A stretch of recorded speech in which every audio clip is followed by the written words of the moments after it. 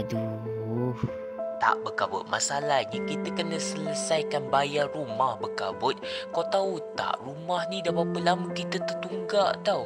Sampai bila kita nak duduk kat sini dengan tunggak kan? Aku nak bayar tapi tak cukup. Engkau pula nak bayar tapi kau sendiri kata kau nak tinggal sini kan? Lepas tu kau suruh aku bayar kat kau. Engkau duduk sini kau kena bayar lah sendiri.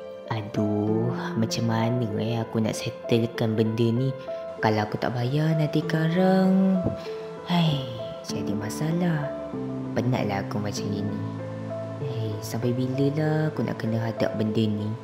Ya Allah, ujian apa lagi yang kau bagi dekat aku ni ya Allah? Aku dengan bayar bil rumah lagi.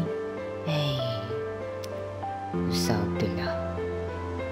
Rumah sewa duduk sini.